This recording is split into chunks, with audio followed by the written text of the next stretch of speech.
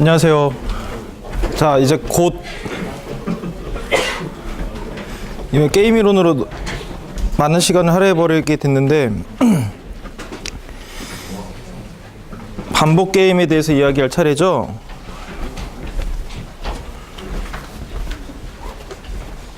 자, 프리즈너스 딜레마를 이제 극복하는, 그러니까 딜레마 상태, 즉 서로 비협조 상태가 아니라 협조 상태로 가게 하는 것. 근데 이게 뭐 좋은 거니까 그쪽으로 가야 돼라는 측면도 있겠지만 또 다른 측면이 있습니다. 뭐냐면 이론이라는 게 현실을 잘 설명해야 되잖아요. 근데 사실은 프리즈너스 딜레마라는 그 게임은 어떻게 보면 협조 상황을 일반화한 게임이라고 할 수 있는데, 우리 얘기했었죠? 베네핏과 코스트 구조를 가지고 잘 구성해 보면 프리즈너스 딜레마 같은 상황이 나온단 말이에요. 근데 인류 사회를 보면 협조도 곧잘 보이거든요. 뭐가 문제냐 이겁니다. 그러니까 이론이 그걸 설명 못 해내면 뭔가 문제가 있는 거죠. 근데 다양한 시도들 중에 반복 게임의 아이디어를 가져오면 그런 문제에 대해서 좀 이야기가 달라질 수 있다. 사실은 이건 MT3 때도 다른 수업이지.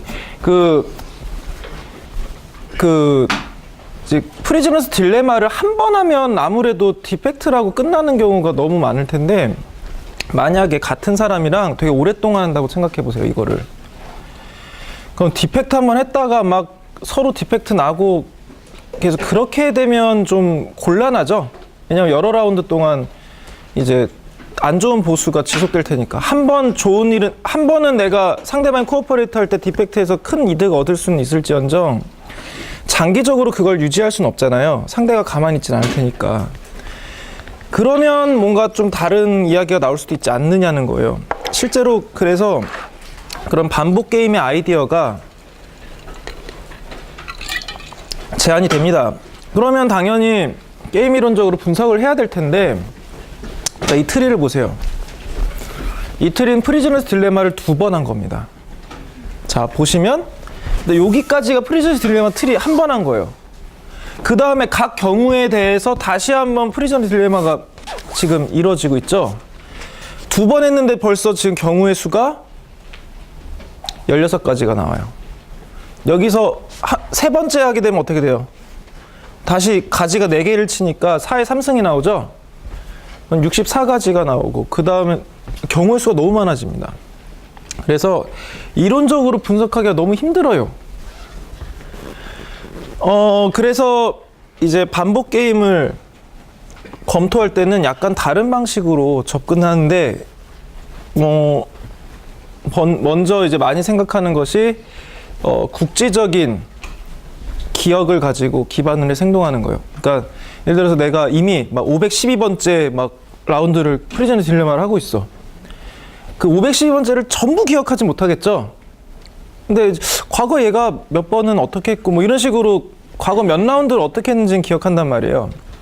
그런 식으로 자신의 히스토리 중에 최근 일부만을 기억한 채 그거에 기반해서 전략을 설정하는 방식으로 이제 문제를 해결하려고 하기도 하고, 아예 근원적으로 다른 방식으로 접근을 하기도 합니다. 진화론적인 아이디어를 갖고 와서 그냥 성공적인 아이들은 점점 많아지고, 실패를 많이 한 애들은 점점 줄어들거나 도태되는 방식으로 모델을 만들어서 풀기도 하는데, 일단 이 반복 횟수가 유한하냐 무한하냐에 따라서 게임의 양상이 좀 달라져요. 유한 반복 게임은 결과가, 이것도 부분적 게임 완전 균형으로 계산해 보면 그냥 디펙트로 끝나버립니다. 그래서 백워드 인덱션으로 봤을 때는 결과가 이렇게 되는 거예요. 예를 들어서 100번 연속 프리즈너스 딜레마를 한다고 해. 그러면 백워드 인덱션이니까 제일 마지막 라운드를 보겠죠. 마지막 라운드만 보면 디펙트가 맞아. 그러니까 내가 디펙트 하는 게 강호를 하니까.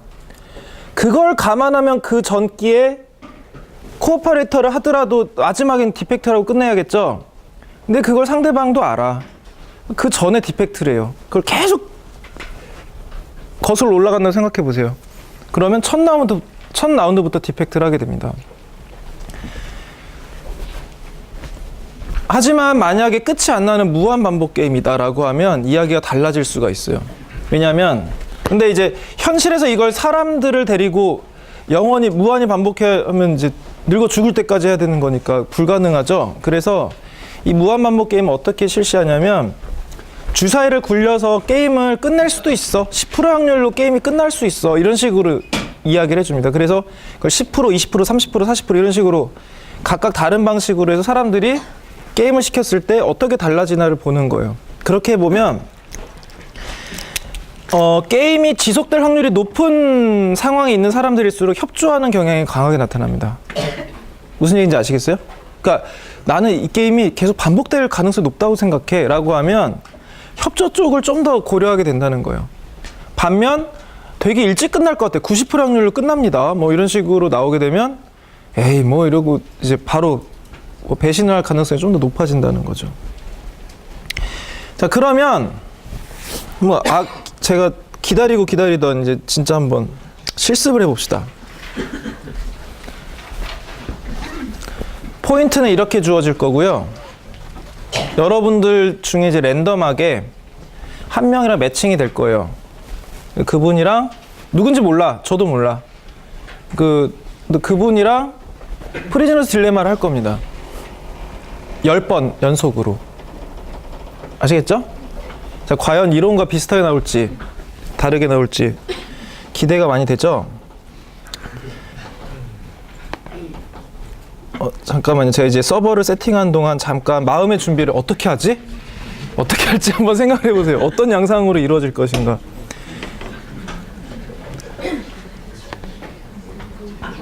지금 서버를 준비하는 중입니다. 잠깐 기다려 주세요.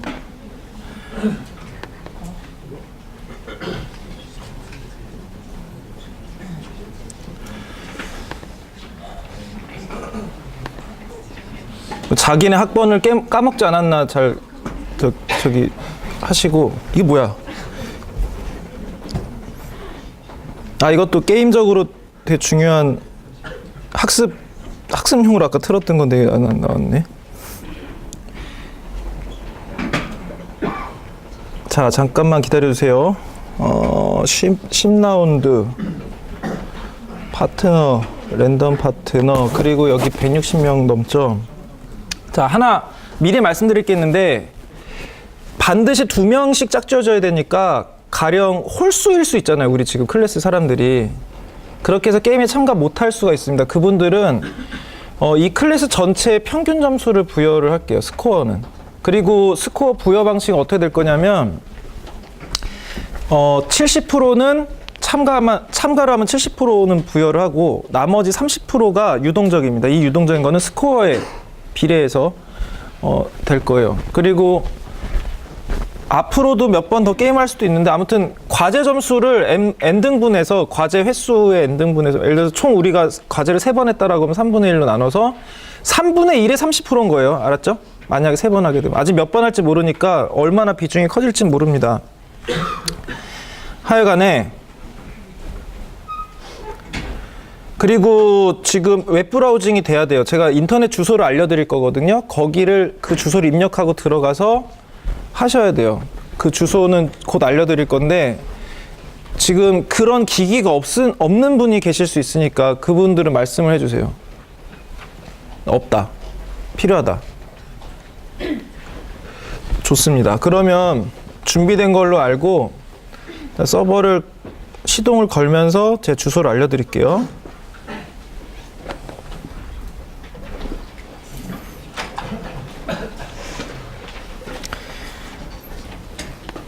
자, 주소를 지금부터 알려드리겠습니다. 주소는 슬라이드로 알려드리는 게 낫겠죠?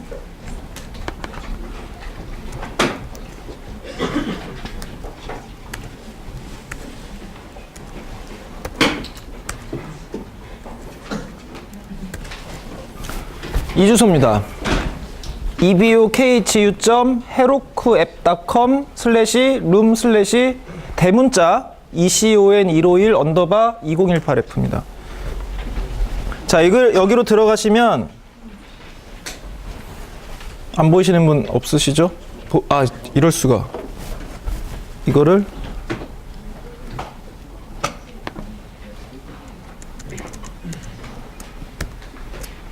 이런 보이나요? 그래도 안 보여? 지금까지 어떻게?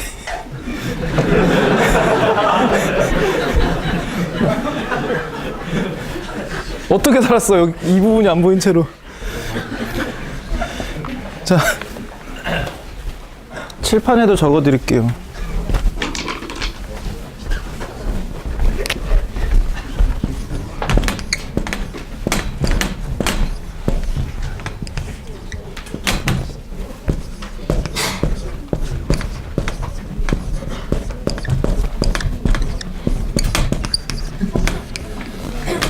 안 들어가지 말씀하세요.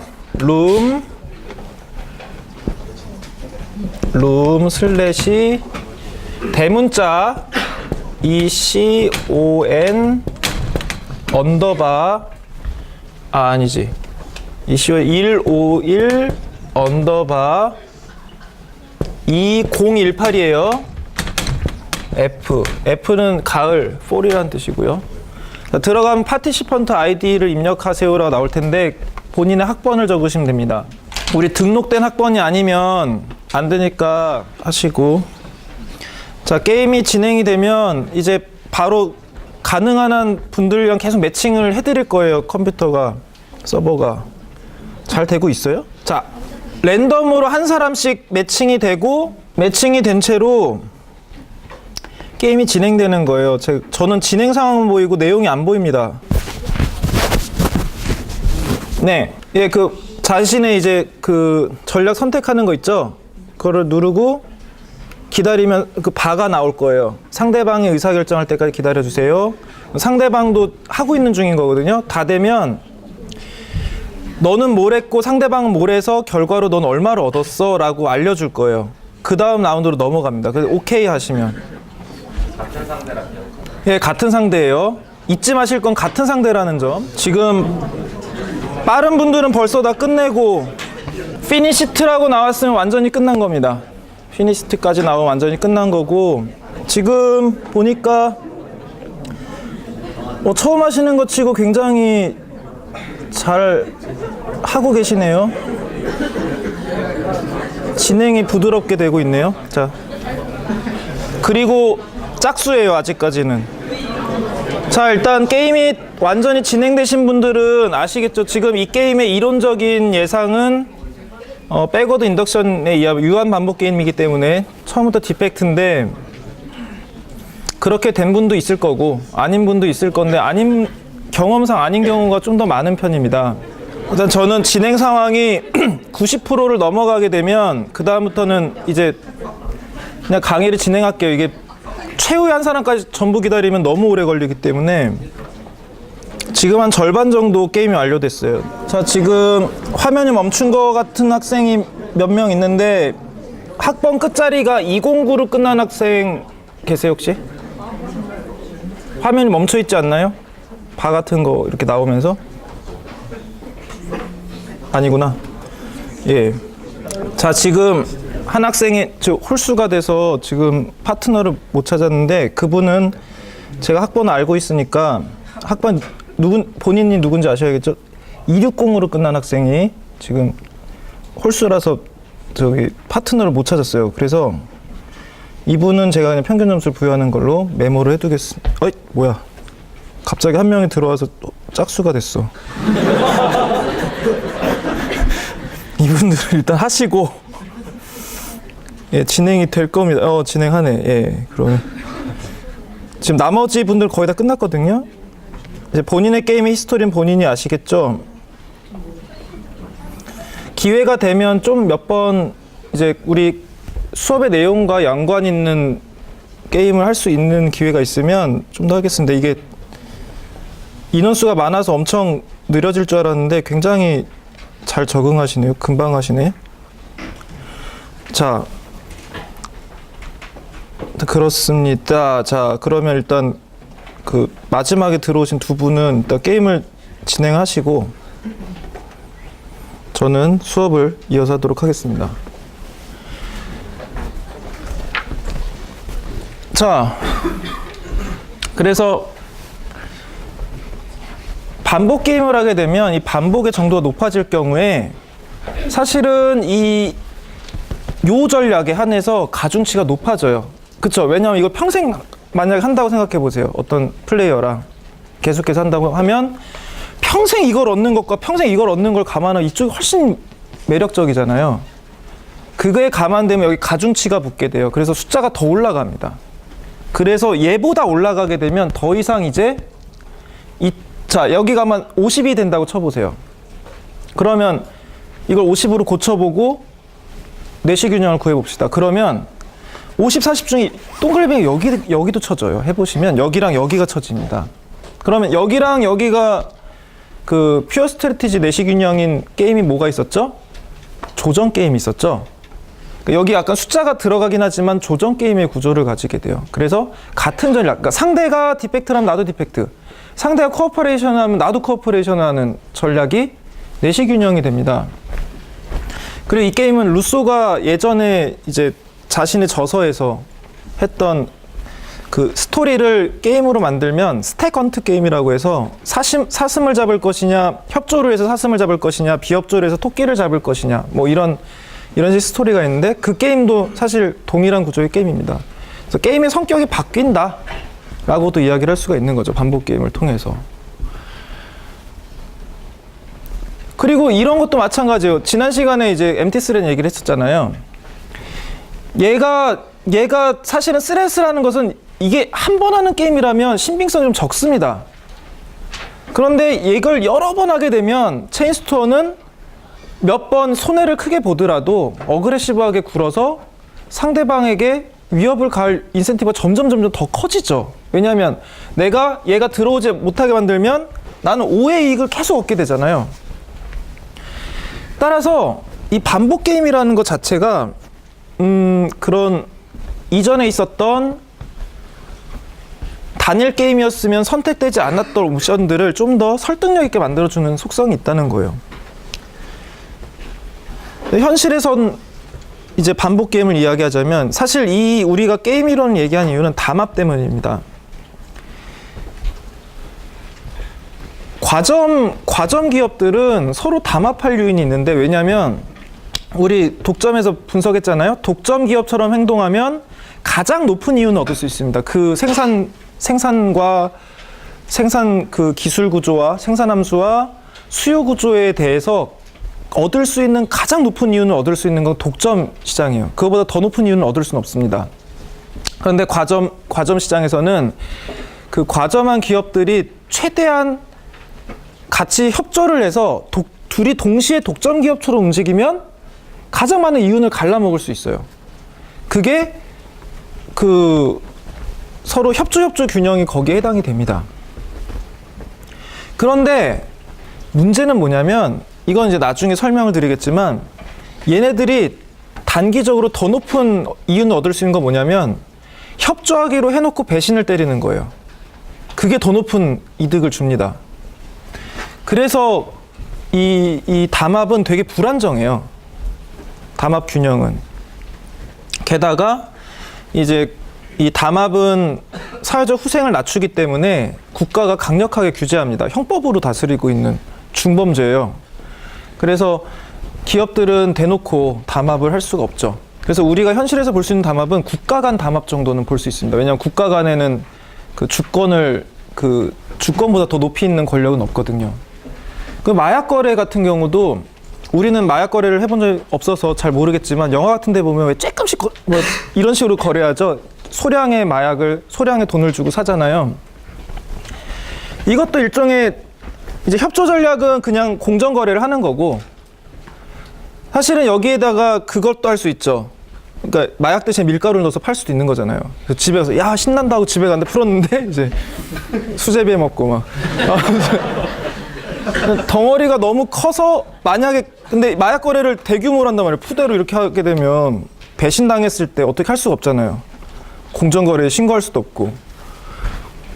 그러니까 아예 되게 소규모 거래만 계속 반복해서 상대방과 이제 그런 식으로 해서 이제 믿을 만한 거래를 하는 겁니다. 우리로 치면 뭐 중고나라 같은 데서 거래할 때 벽돌 보낸 사람이랑은 다시는 이제 거래 안 한다든가, 제 벽돌 보낸 사람이 뭐 이런 식으로 해서 막 알려주는 사이트도 있죠. 그런 정보 모으는 사이트도 있죠. 아무튼 이런 것들도 어떻게 보면 그런 반복 게임으로 만들어서 문제를 좀 더 믿을 수 있게 만드는 그런 저기가 있는 거죠. 구조가 있는 거죠. 그리고 이거는 동물한테도 있습니다. 이런 성향은 이게 큰 가시고기라는 아주 쬐끄만 물고기인데, 얘네들은 집단으로 살고 있고, 만약에 저기 전방에 멀리 뭔가 큰 물체가 있다라고 하면 얘가 위험한 존재인지 아닌지를 척후병처럼 소수의 물고기를 보내서 이제 알아보고 돌아오는 뭐 그런 거라는데, 당연히 그 척후병 물고기들은 굉장히 큰 리스크를 감수하는 거죠. 근데 밀린스키가 어떤 실험했냐면, 얘네들이 이제 2마리씩 접근할 때 가짜 물고기를 얘가 얘를 속인 거예요. 거울을 배치해가지고, 사실 자기의 거울상인데 자기 동료가 옆에서 헤엄치고 있는 것처럼 해서 이 거울을 잘 조정해서 어떤 때는 이 그 물고기랑 같이 쫙 나란히 가게 하고, 어떤 때는 처지게 가게 만들거나 아니면 앞서서 가게 만들거나, 이런 식으로 조절을 해서 물고기가 이 가짜 포식자한테 얼마나 가까이까지 접근하는지를 측정했습니다. 그 결과 재미나게도 동료가 용감하게 행동하면 자기도 용감하게 행동하고, 동료가 비겁하게 행동한다고 생각하면, 물론 자기 거울상이지만 얘는 모를 테니까 뭐 그렇게 가까이까지 안 가는 경향이 있다는 걸 발견했어요. 물고기조차. 이제 그런 식으로 이제 생각을 해볼 수가 있는 거죠. 그래서 동물들한테도 그런 성향이 어느 정도 존재한다. 게임은 완전히 완료가 됐군요. 자, 그러면 일단 서버를 클로즈하고, 자, 그 다음 주제인 과점을 하도록 하겠습니다. 과점과 독점적 경쟁입니다. 그래서 과점은 사실 별거 없고요. 완전 담합을 하게 되면 독점과 똑같아지고요. 완전히 서로 이제 치고받고 싸우면 완전 경쟁 시장과 똑같아집니다. 그래서 실제로는 그 중간 어중간한 이제 담합 상태면 어중간한 상태에 있는 거죠. 그래서 과점 산업이라는 것은 이제 독점은 하나였지만 이제 소수의 공급자 있는 산업이다. 이 소수의 기준은 뭐냐? 이 소수의 기준은 담합이 가능하면 소수가 됩니다. 그러니까 이렇게 기업이 있어도 담합이 된다면 소수라고 봐야 돼요. 그런 산업을 과점 기업이라고 합니다. 근데 물론 이제 그런 경우는 거의 없죠. 그렇게 숫자가 많으면 통제가 안 됩니다. 한국은 3개 정도를 보고 있어요. 3개 이하의 기업의 점유율을 합쳤을 때 75% 이상이면 과점으로 분류를 합니다. 그리고 이제 특정 뭐 산업들을 합병한다든가 인수합병이라든가 뭐 확장을 한다든가 이럴 때 어느 정도의 제재가 가해지겠죠. 완전 경쟁 시장과 다른 정책을, 반독점 정책과 비슷한 것을 부과합니다. 그래서 실제로 통신 3사 같은 경우에도 특정 기업의 마켓쉐어가 너무 커지면 주파수 경매할 때 불이익을 준다든가 이런 식으로 후발주자한테 이익을 준다든가 더 유리한 주파수대를 부여하는 식으로 이제 가능한 한 좀 더 마켓쉐어를 비슷하게 만들려고 노력을 하죠. 그래서 과점 기업들은 얘네들이 서로 담합을 할 경우 시장 가격에 영향력을 행사할 수 있고, 그 맥시멈은 독점 가격입니다. 그런 의미에서 독점의 성격이 존재하고요. 하지만 그렇다고 해서 과점 기업들끼리 뭐 우리가 남이가 이런 건 아니잖아요. 그냥 남이지. 서로가 서로보다 더 많은 마켓쉐어를 얻기 위해 경쟁하고 있는 상황이기 때문에 사이가 좋은 건 아니거든요. 그래서 이런 상태를 불완전 경쟁 상황, 그러니까 협조하면 좋긴 한데 그렇다고 뭐 같은 편은 아니고 이런 상황인 겁니다. 그럼 이런 과점은 왜 형성되느냐? 이 과점이 자연적으로 형성됐다면 자연 독점과 유사한데 정도가 덜한 겁니다. 자, 규모의 경제에서 우리는 완전 경쟁 시장이면 디맨드 커브가 엄청 오른쪽에 있을 거라고 그랬죠. 최적 생산량에 비해서. 그런데 독점이면 최적 생산량보다 더 적은 쪽에서 디맨드가 형성될 거라고 그랬어요. 과점은 어중간하게 요 동네에서 생기면 되는 겁니다. 그러면 예를 들어서 과점이라는 게 이런 데서 생긴다면, 자, 최적 생산량은 이거니까 단일 기업이 감당할 수는 없어요. 이 수요량을. 하지만 이런 같은 기술을 가지고 있다면 두세 개 기업 정도가 마켓쉐어를 나눌 수 있겠죠. 최적 생산량에서 이 LAC 정도 되는 생산량, 이게 1개 기업이 생산하는 거니까 이걸 몇 번 더해서 여기까지 가게 만들 수 있잖아요. 두세 개 정도 기업이 감당할 수 있는 수준의 규모의 경제가 형성돼 있다면 그것은 독점 쪽으로 갈 가능성이 높다는 겁니다. 그래서 자연 독점으로 갈 수는 없고, 자연 독점이 되려면 규모 경제가 항상 발생하고 있어야 되는데 규모의 불경제 구간에서 디맨드가 형성되고 있죠. 개별 기업의 차원에서는. 그럴 경우에 과점이 형성될 수 있습니다. 그리고 많은 이제 대형 제조업 같은 경우에는 이런 마켓쉐어 상위 4개 그룹의 마켓쉐어를 합친 값이거든요. 미국에. 그래서 담배 같은 경우에는 98.9%, 배터리 90%, 맥주 거의 90%, 뭐 전구 88% 이런 식으로. 그러니까 우리나라도 비슷하죠. 어떤 산업에 대해서는, 특정 산업에 대해서는 소수의 산업들이 대부분의 마켓쉐어를 가지고 있습니다. 이 정도 이렇게 소수의 기업들이 이제 마켓쉐어의 거의 대부분을 장악하고 있다면 얘네들이 담합을 통해서 더 높은 장기적인 이윤을 추구할 수도 있다는 거죠.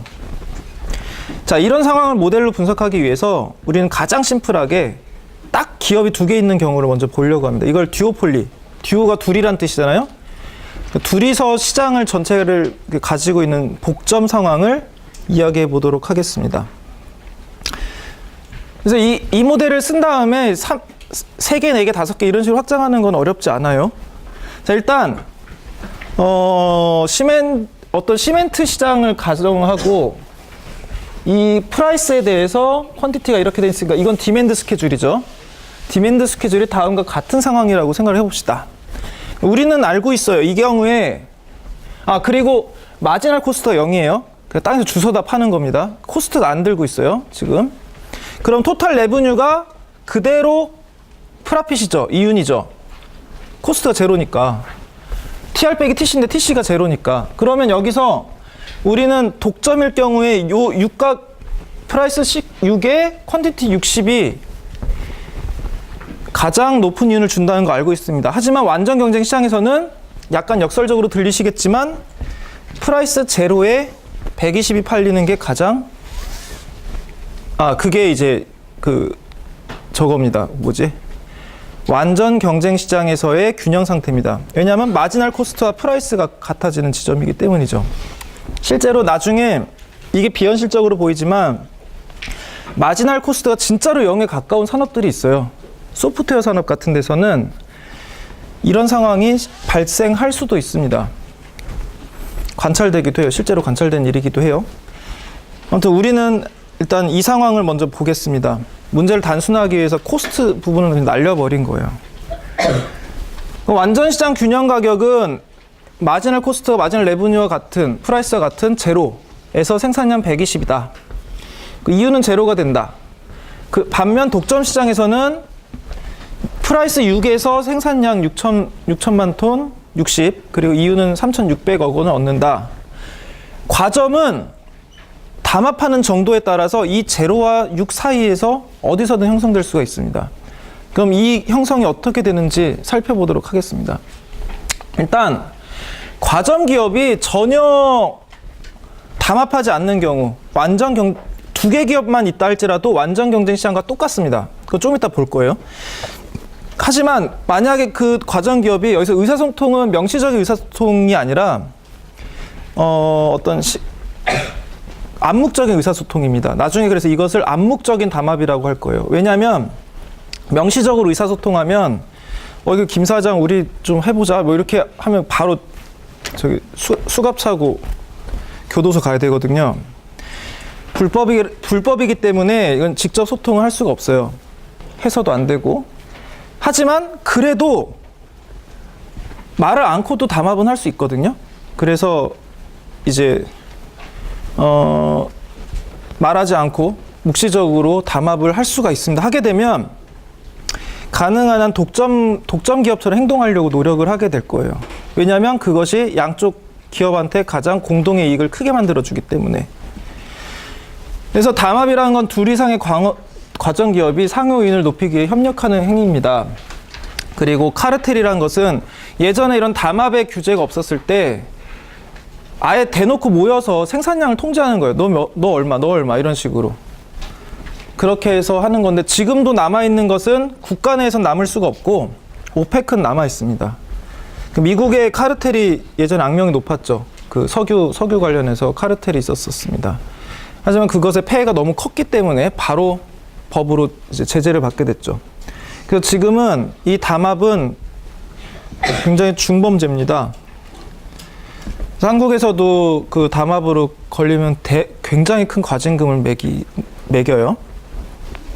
그래서 이것은 2005년에 있었던 오펙에서 할당한 생산량입니다. 그래서 대놓고 이제 정하는 거죠. 왜냐하면 국가 간의 합의는 뭐 그 자율권을 침해할 수 있는 더 상위 권위가 없기 때문에 가능한 거죠.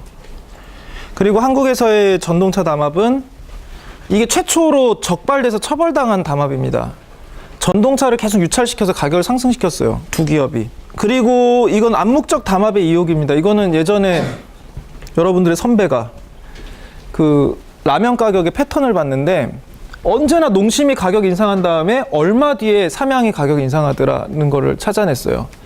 그래서 사실 이것도 경제 이론에 있습니다. 가격 선도 모형이라고 해서 담합을 하더라도 지배적인 좀 더 마켓쉐어를 많이 차지하는 시장 주도적인 사업자들이 있을 수 있거든요. 라면에서 농심이 그 위치에 있는 거죠. 먼저 가격에 대한 액션을 취해요. 그러면 나머지 후발주자들이 따라가는 거죠. 근데 너무 대놓고 따라가면 걸리니까 몇 달 있다가 따라가는 거죠. 근데 우리는 그냥 자율적으로 결정했어요. 이런 증거가 없으니까. 사실 이걸 가지고 직접 처벌은 할 수가 없죠.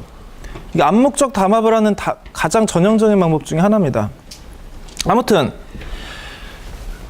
만약에 이런 복전 모델에서 두 기업을 A, B라고 부르고 이 두 기업의 기존 시장 점유율이 반반이라고 해봅시다. 정확히 50%씩 갖고 있어요. 그러면 아까 우리는 이윤극대화 생산량이 6천만 톤이니까 마켓쉐어를 반반으로 나누면 3천만 톤씩 생산하면 되죠? 그러면 3,600억 원의 절반인 각각 1,800억 원의 이윤을 가져가고 그냥 해피하게 잘 살 수 있겠죠. 그런데 만약에 일단 약속을 했어요. 명시적으로 못했겠지만 아무튼 어떤 방식으로든 그렇게 하기로 결정한 상태에서 A는 약속대로 3천만 톤을 생산했다고 칩시다. 근데 B가 3천만 톤 말고 4천만 톤을 생산하는 상황을 한번 검토해 보자는 거예요. 자, 그러면 이제 산수에 들어갑니다. 일단 A가 3천만 톤 만들었죠. 3만큼 만들었어요. 30만큼 만들었어요. 그 다음에 B가 4천을 만들었죠. 그럼 총 생산량은 7천이죠. 여기잖아, 여기. 그럼 가격은 5의 형성이 돼요. 그쵸? 그리고 총 이윤은 3,500억 원이 됩니다. 그쵸? 그런데 이제 마켓쉐어가 원래 반반이었는데 이제 7분의 3이 되고 B가 7분의 4가 되죠. 그러니까 3,500억 원의 7분의 3이면 1,500억 원을 가져가게 돼요. 원래 약속대로 했으면 1,800억 원을 벌었을 기업인데 이쪽이 이제 배신을 해서 1,500을 얻게 된 거예요. 이쪽은 원래 약속대로 했으면 1,800을 얻었을 텐데 계산을 해보면 2,000억 원이 나옵니다. 더 높아졌어요. 그쵸? 요게 중요합니다. B는 생산량을 높이면 이윤을 더 높일 수 있어요. 자, 그러면 문제가 끝이냐? 자, B가 배신했을 때 가격은 이렇게 됩니다. 근데 문제는 이 생각을 B만 할 건 아니죠. A도 똑같은 검토를 할 수 있습니다. 그러면 A의 결과도 똑같아요. B가 만약에 약속대로 했을 때 나는 4천만 톤이 더 좋아. 그러네. 그래서 만약에 둘 다 4천만 톤을 생산했다고 쳐봐요. 그럼 어떻게 되죠? 생산량은 8천이 되고 가격은 4가 되고 그때 총 이윤은 3,200이 되고 3,200을 반으로 나누면 1,600억씩 가져가게 되는 거죠. 그래서 애초에 우리 약속대로 했을 때보다 결과적으로 더 낮아집니다.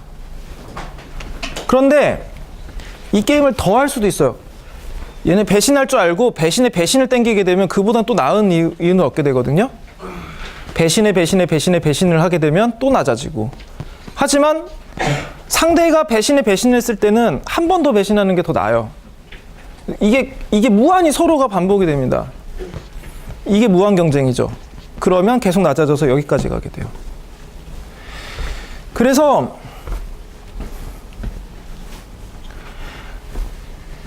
어디서 멈추느냐가 이제 담합의 정도가 결정이 되는 거죠. 이 복잡 모형에서는. 그래서 협조의 동기는 비협조보다 더 많은 이윤을 얻을 수 있다는 건데, 즉 독점으로 가게 되면 우리는 더 많은 이윤을 얻을 수 있어. 하지만 상대가 협조할 때 내가 비협조라면 더 큰 이윤을 얻을 수 있어. 이게 프리즈너스 딜레마가 주는 구조의 핵심입니다. 그래서 우리가 앞에서 했던 이 A, B의 상태를 지금 B의 이윤 기준으로 설명하면, B가 담합을 하고 A도 담합하면 독점 이윤을 반반씩 갈라가지게 될 것이야. 하지만 A가 담합하고 약속대로 담합했는데 내가 배신을 하게 되면 난 2,000을 가져가. 아까 계산한 바와 같죠? 반대로 내가 담합했는데 상대가 배신을 했어? 그럼 난 1,500을 가져가. 그리고 둘 다 배신을 하면 1,600을 가져가. 이런 상황인 겁니다. 자, 이것을 우리가 아까 앞에서 게임 이론에서 배웠던 이 A, B의 이윤을 합쳐서 페이오프 테이블로 만들면 이렇게 되는 거죠. 그럼 우리가 배운 대로 내시균형 구해보면 나오죠. 자, A의 입장에서 B가 담합을 했을 때는 1800, 200 중에 여기가 높으니까 여기 동그라미, 1500, 1600 중에 1600이 높으니까 동그라미, 그리고 B의 입장에서는 A가 담합했을 때 1800과 200을 2000을 비교하면 여기에 동그라미에 대해서 내시균형이 배신이 나와요. 프리즈너스 딜레마인 거죠. 그래서 이렇게 내시균형이 나오게 된다는 겁니다. 최적 대응의 쌍을 구해보면 이렇게 나옵니다. 그래서 이게 얼마나 여러 번 반복되냐에 따라서 다시 이 상황을 전제로 해서 그 배신의 상황에서 또 배신할 수가 있는 거예요. 그래서 계속 내려갈 수가 있는 겁니다.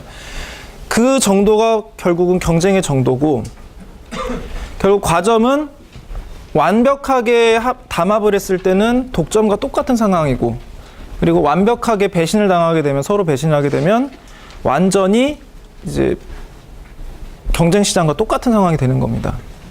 그다음에 현실에서의 과점은 어떻게 나타나느냐? 일단 역사를 보면, 일단 기업이 대형화되면서 비용 구조가 그런 자연적으로 과점이 나타날 수 있는 상황이 형성이 돼요. 특히 철도 같은 대량 운송수단이 발달하면서, 이전에는 항구가 되게 중요한 거였고, 내륙은 아무래도 대형 운송을 할 수가 없잖아요. 항구는 배라는 대형 운송수단이 있는데, 힘들었는데 철도가 생기면서 내륙 쪽도 급격하게 발달하게 됩니다. 그리고 철도라는 사업 자체가 최초의 대기업이기도 해요. 소량의 펀드로는 철도 사업을 운영할 수가 없는 거죠. 아무튼 이런 대기업이 출현한다는 건 시장 구조에 비해서 그 최적 규모가 삐까삐까하게 만만한 사이즈의 큰 기업들이 생기기 시작한다는 걸 의미하고, 이것은 당연히 그런 소수의 기업들에게 카르텔을 매력적으로 만들게 되는 효과가 있습니다. 근데 이게 처음으로 발생했을 때는 당연하게도 처음 겪는 현상이니까 규제를 하지 않았을 거예요. 그래서 노골적으로 카르텔을 합니다. 그래서 오일 트러스트가 이제 19세기에 발생하고, 트러스트를 세워서 수량 통제하고, 그걸 듣지 않는 그 기업이 있으면 그 자기들끼리 그것들을 못하게 영업 방해를 하든가 그런 방식으로 강력한 이제 그 오일 가격을 통제를 하죠. 한 10년 정도 그런 일을 겪고 나서 미국은 법적으로 그런 것들을 규제하게 됩니다. 반독점법을 개정해서 카르텔, 트러스트 같은 것들을 전부 금지합니다. 담합이나 독점을 위한 합병을 포함해서 다양한 방식의 그런 독점으로 가는 길을 막아버리게 됩니다. 후생을 증진하기 위해서인 거죠. 그러면 담합이 어떤 때 유지하기가 어려울까? 일단 기업은 많아질수록 담합 유지하기가 어렵겠죠. 한 놈이라도 배신을 하게 되면 이게 깨지는 거거든요. 그 다음에 제품이나 가격 책정이 복잡해가지고 얘가 배신을 한 건지 파악하기 어려울 수도 있습니다. 그다음 이해관계가 차이있을 수도 있어요. 일단 예를 들어서 마켓에서 선도자인 사람들은 뭐 큰 불만이 없을 수 있지만 후발주자들은 어떻게든 좀 해보려고 하는 경향이 있죠. 그러면 이해관계가 차이가 있어서 아무래도 후발주자가 배신할 가능성이 좀 더 높습니다. 그리고 지금까지는 이제 과점 측, 즉 공급자들이 이제 그 과점을 하는 이야기를 했었는데 수요 측에서도 협상력을 발휘할 수 있는 가능성이 있어요. 자, 하나씩 살펴보면 당연히 기업이 많으면 기업의 배신 행위에 보복하는 게 쉽지가 않습니다. 100개면 바람잘 날 없을 수도 있잖아요. 그 중에 한두, 이번엔 89번 기업이 생산을 더 했어. 아, 이 자식 보복하자. 보복이라는 건 생산을 더 한다는 뜻이거든요. 일시적으로. 그렇게 해서 얘네들을 채산성을 떨어뜨리는 건데 그런 식의 보복이면 사실은 완전 경쟁시장으로 가는 형태가 되는 거죠. 그리고 신규 진입이나 탈퇴가 수월할 경우에 애써 있는 기업끼리 이제 그 암묵적 담합이라는 게 굉장히 은근한 거잖아요. 눈치 없으면 못 하거든. 근데 또 신규 진입 기업이 또 와 하고 막 생산하고 여기 왜 이렇게 조금 생산하지? 하면서 많이 생산하면 길들이는데 또 시간이 많이 걸릴 수도 있죠. 아무튼 기업이 많아질수록 그리고 신규 진입이 수월할수록 단합 가능성은 더 낮아집니다. 탈퇴도 마찬가지죠. 한번 크게 이득 얻고 탈퇴해버릴 수도 있는 거죠. 보복 자체가 불가능해지니까. 아무튼 기업이 많아지면 고려할 사항이 많아집니다. 그 다음에 제품 가격이 복잡해지면 이게 기업이 담합을 깬 건지 안 깬 건지 파악하기 어려워질 수도 있어요.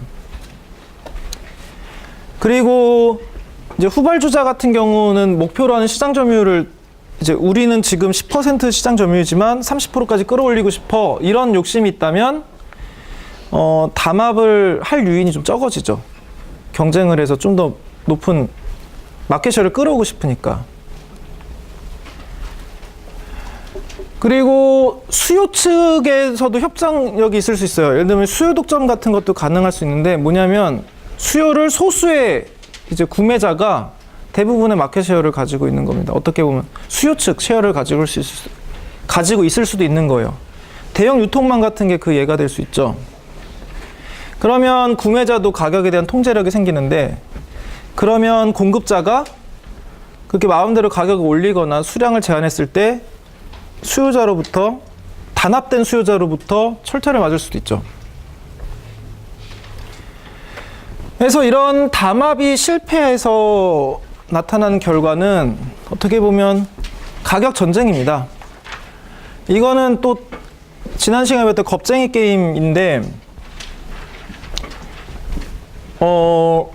담합이 완전히 깨져서 계속 가격이 하락하는 거예요. 이런 상황을 이제 이 더 심해지면 가격이 오히려 손해를 볼 정도로 낮아지는 상황도 있을 수 있습니다. 그런 상황은 이런 일종의 겁쟁이 게임으로도 표현할 수가 있어요. 겁쟁이 게임이라는 것은 지난 시간에 설명드렸지만 절벽으로 달려간 차에서 누가 더 늦게 내린 사람이 위너인 게임이죠.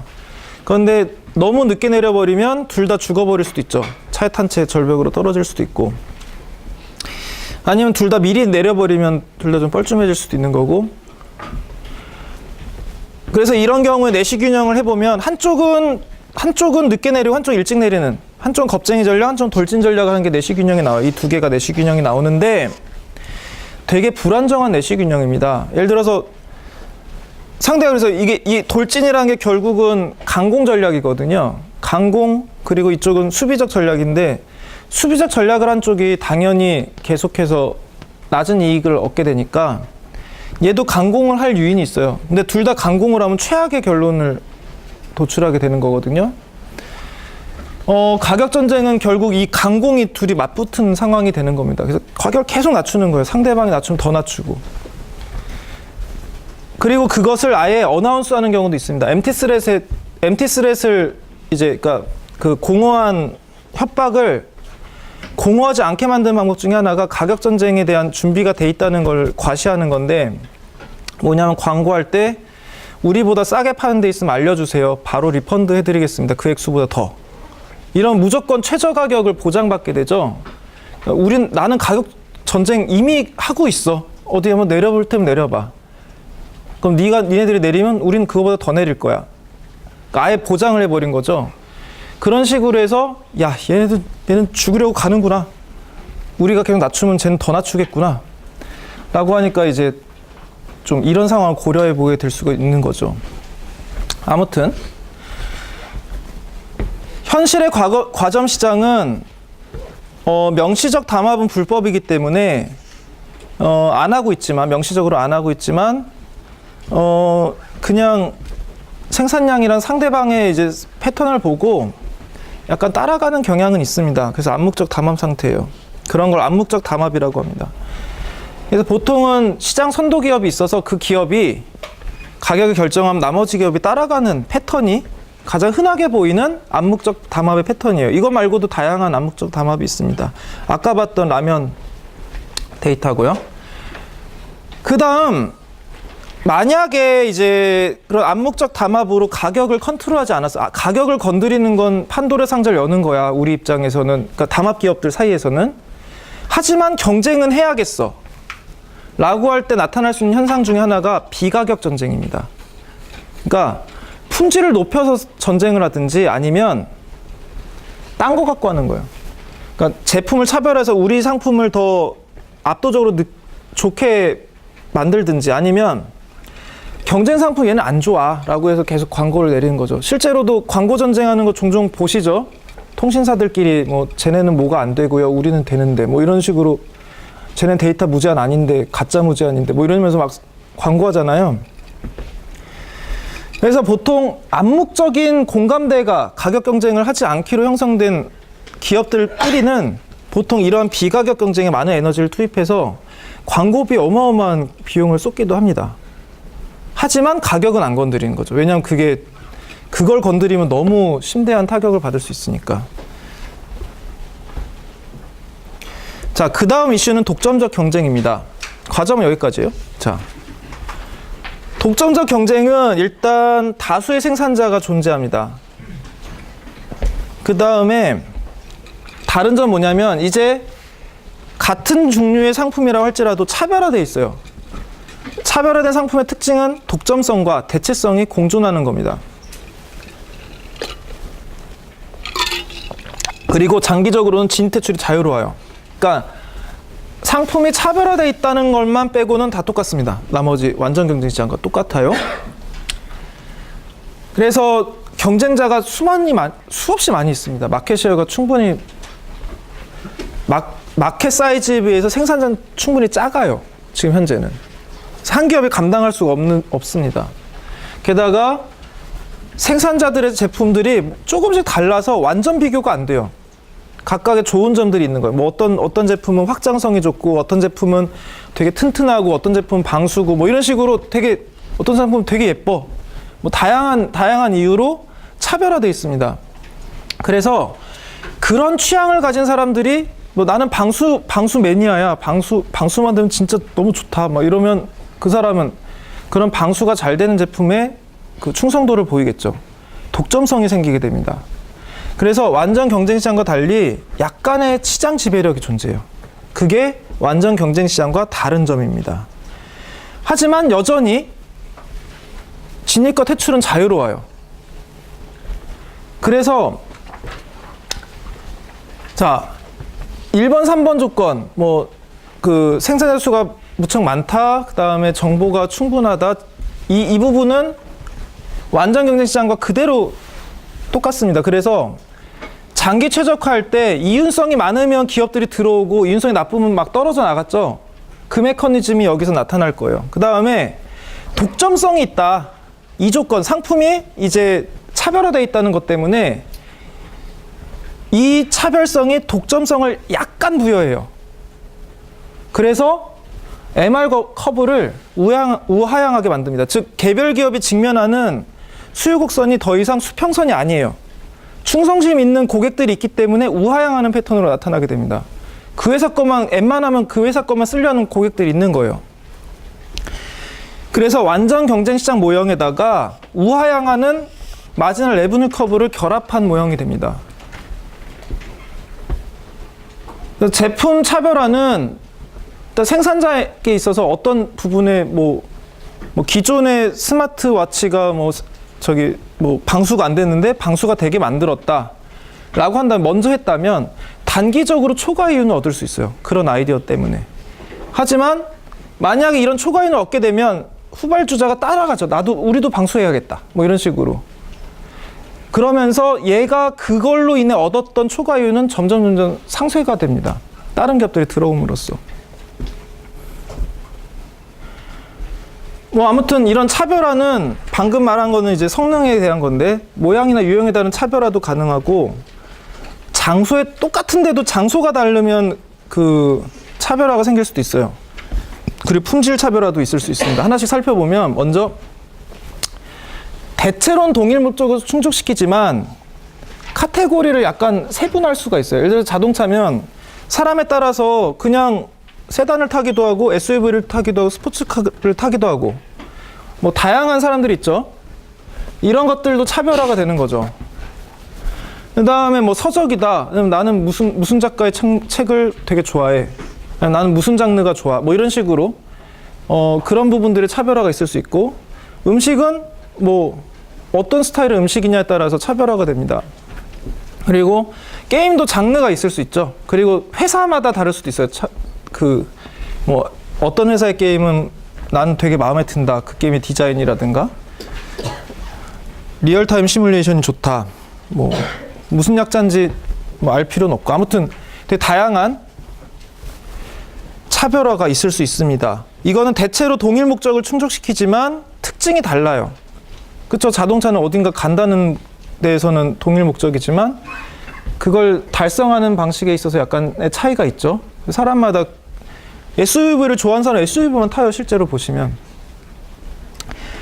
그리고 어떤 경우에는 로케이션이 되게 중요할 수도 있어요. 어디 위치하냐.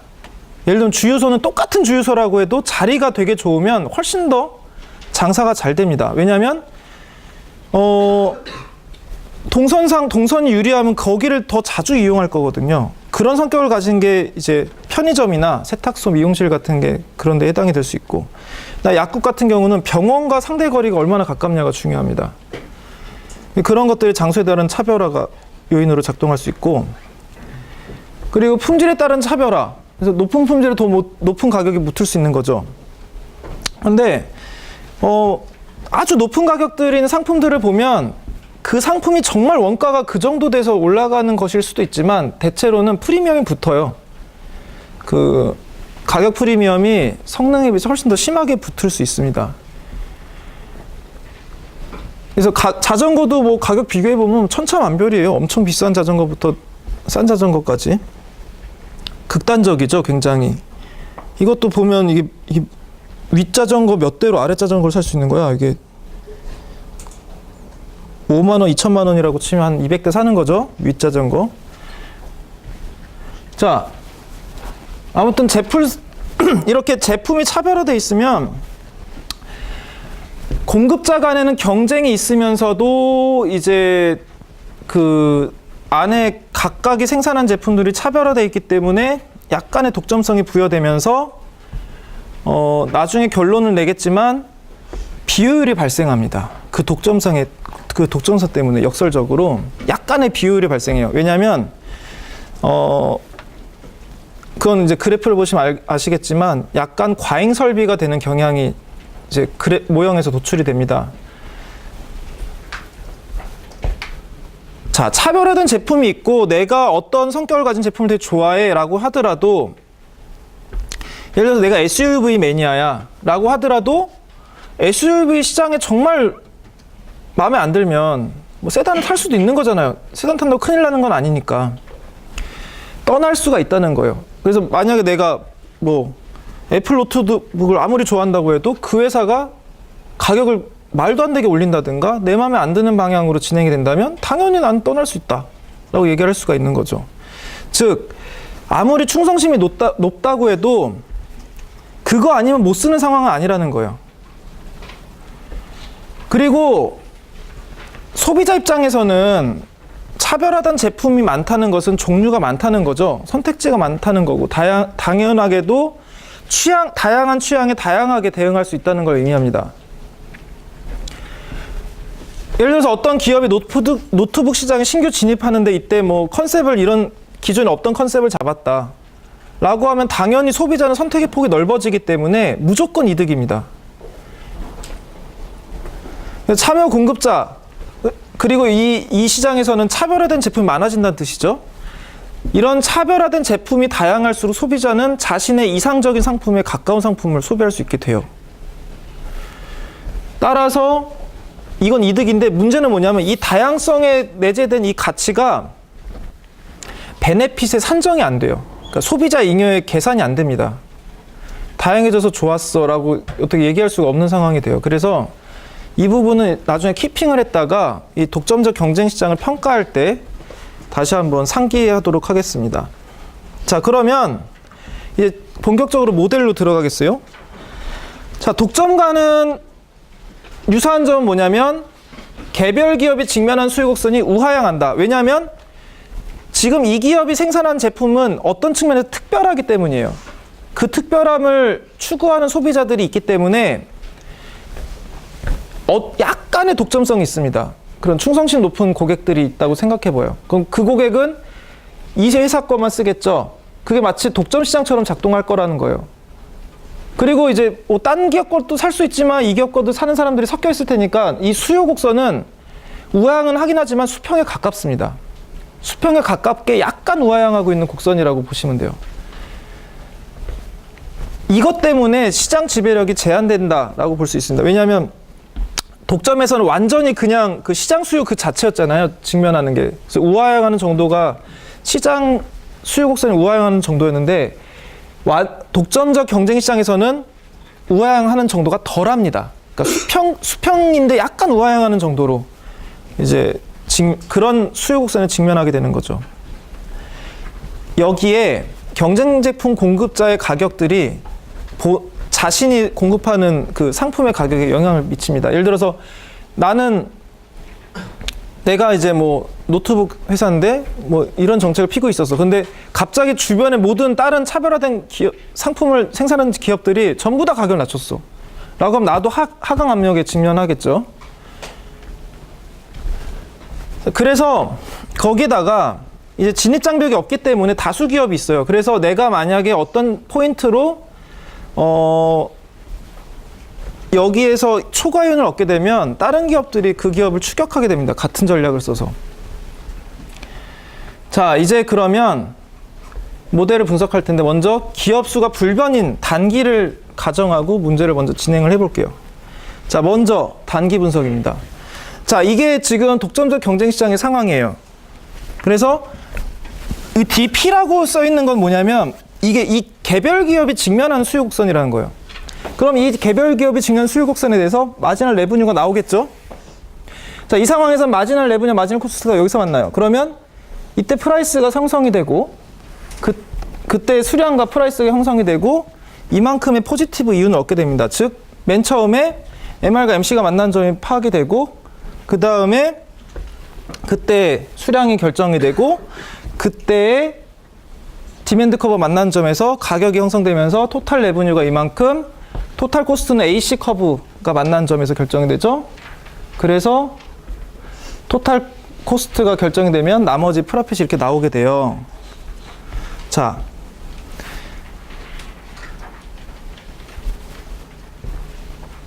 그리고 만약에 디맨드가 이런 식으로 형성이 된다면 반대로 로스가 발생하겠죠. 같은 방식으로 따라서 가보세요. 그러면 토탈 레브뉴보다 토탈 코스트가 더 높아져 있는 상태입니다. 그러면 자, 이 상황엔 포지티브 이유는 없잖아요. 그럼 다른 기업들이 이 같은 전략을 쓰면서 진입하겠죠. 그래서 이 차별화된 수요를 나눠 가지려고 할 겁니다. 그럼 이런 기술을 가진 기업들이 더 늘어날 테니까 수평합이 오른쪽으로 이동하게 돼요. 자, 이쪽에서는 만약에 이런 방식으로 그 손실을 보게 되면 기업들이 일부가 떠날 겁니다. 그럼 이게 어떻게 되는지 한번 볼까요? 자, 일단은 이익을 볼 것이냐 손해를 볼 것이냐는 결국은 요 디맨드와 MR 커브, 디맨드와 그의 파생해서 발생한 MR 커브와 얘네들의 코스트 간의 상관관계에서 이렇게 이윤이 있을 수도 있고 안 나타날 수도 있어요. 그래서 이익을 볼 것인지 손해를 볼 것인지는 AC 곡선과 얘네들 코스트 곡선과 개별 기업이 직면한 수요 곡선 간의 관계에서 결정이 되는데, 어찌됐든 손해든 이익이든 마지널 레브냐 마지널 코스트가 만나는 점에서 최적이 됩니다. 가장 상대적으로 높은 이윤을 얻을 수 있어요. 이윤 극대화 생산량이에요. 이제 장기로 넘어가서, 그러면 진입 퇴출이 자유롭다고 했잖아요. 만약에 이윤을 내고 있는 부문의 기업이 있다고 쳐요. 그러면 진입을 하겠죠. 이 진입은 무슨 일을 만들까요? 기업 수가 증가되겠죠? 기업 수가 증가하면서 개별 기업이 직면한 수요 곡선이 마켓을 나눠 가지니까 수요 곡선이 왼쪽으로 이동한 것처럼 보이겠죠? 개별 기업이 직면한 곡선은, 만약에 내가 여기 10개 기업이 있었는데 11개 기업이 됐어. 그럼 마켓 쉐어를 10기업이 나누고 있다가 11기업이 나누게 되니까 개별 기업이 직면하는 시장 수요는 왼쪽으로 이동할 겁니다. 그럼 MR 커브도 왼쪽으로 이동하겠죠, 따라서. 반면 로스를 내서 퇴출이 되면, 기업들이 짐 싸서 나가면 마켓 쉐어를 이제 적은 기업이 담당하게 되겠죠. 그럼 동일한 수요에 대해서 개별 기업이 직면하는 디맨드는 오른쪽으로 이동할 겁니다. 그래서 이쪽은 기업들이 들어오고 있을 때 상황이고, 이쪽은 기업이 나가고 있을 때 상황이에요. 그러면 그런 것들이 반복되면 어떻게 되겠어요? 이윤을 내고 있을 때는 기업들이 들어올 테니까 이쪽에 있던 디맨드 커브가 이렇게 이동할 거고, 만약에 손실을 내고 있으면 그땐 디맨드가 이쪽에 있었는데 기업들이 나가니까 개별 기업이 직면하는 디맨드 커브 이쪽으로 이동하겠죠? 그래서 이 에버리지 코스트 커브와 디맨드 커브가 스치는, 접하는 점이 될 때까지 이동하게 됩니다. 왜냐하면 이 경우 프라핏이 제로거든요. 그래서 이렇게 되는 겁니다. 이렇게 이윤을 내고 있을 때는 기업들이 진입해요. 야, 요즘 방수 스마트폰이 잘 된다며? 이러면서 자기들도 넣기 시작해. 그러면 그쪽의 디맨드를 나눠 가지게 되면서 그 차별화된 디맨드가 얘가 왼쪽으로 이동하는 거예요. 반대로 로스가 발생하면 기업이 나가. 그럼 디맨드 커브가 마켓 쉐어를 적은 기업이 나눠 가지니까 개별 기업이 직면한 디맨드 커브는 오른쪽으로 이동해요. 그래서 이 상황이 될 때까지 반복이 된다는 겁니다. 자, 그럼 이 결과를 잘 보세요. 우리는 원래, 자, 이때 생산량 얼마? 여기 접하는 요점이에요. 그런데 이 에버리지 코스트 커브를 보세요. 우리 완전 경쟁장에서 가장 개당 단가를 극대화할 수 있는, 개당 비용을 극소화할 수 있는 수량 얼마예요? 이만큼이죠.